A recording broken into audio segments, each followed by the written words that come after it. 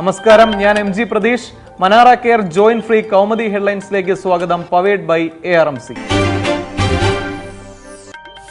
VC-യുടെ പ്രോസിക്യൂഷന് തടസ്സം നീങ്ങി. മുൻ VC-യെ പ്രോസിക്യൂട്ട് ചെയ്യാൻ തന്റെ അനുമതി വേണ്ടെന്ന് ഗവർണർ. കേരള സർവകലാശാല അസിസ്റ്റന്റ് ഗ്രേഡ് നിയമന തട്ടിപ്പ് കേസിലാണിത്. പ്രോസിക്യൂഷനുള്ള വിജ്ഞാപനം ഉടൻ പുറത്തിറങ്ങും.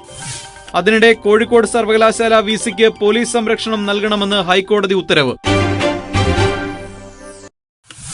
വീഴ്ച പറ്റിയെന്ന് KC ജോസഫ്. അട്ടപ്പാടിയിൽ സർക്കാരിന് വീഴ്ച പറ്റിയെന്ന് കുറ്റസമ്മതം. ആദിവാസി ക്ഷേമ പദ്ധതികൾ നടപ്പാക്കുന്നതിൽ ഗുരുതരമായ പാളിച്ച സംഭവിച്ചു. ഇന്നലെ വീണ്ടും ശിശുമരണം ഉണ്ടായതിനെ തുടർന്നാണ് വിവാദം. മന്ത്രിമാരായ PK ജയലക്ഷ്മിയും KC ജോസഫും ആദിവാസി ഊരുകളിൽ. അട്ടപ്പാടിയിലെ CPM സമരം തുടരുന്നു. MP Rajesh MP നിരാഹാരത്തിൽ. നീറ്റ ആക്രമണ കേസിൽ ഭീകരവിരുദ്ധ നിയമം. നീറ്റ ജലാറ്റിൻ ഫാക്ടറിയുടെ കൊച്ചിയിലെ ഓഫീസ് ആക്രമിച്ച കേസിൽ ഭീകരവിരുദ്ധ നിയമം ചുമത്തി. സംഭവത്തിൽ 2 പേർ കസ്റ്റഡിയിൽ. ആക്രമണം നടത്തിയത് 9 പേരുടെ സംഘം. കൊച്ചിക്ക് പുറത്തുള്ള സംഘമെന്ന് പോലീസ്. കൊച്ചിയിൽ ഇവർക്ക് സഹായം ലഭിച്ചിരിക്കാമെന്നും നിഗമനം.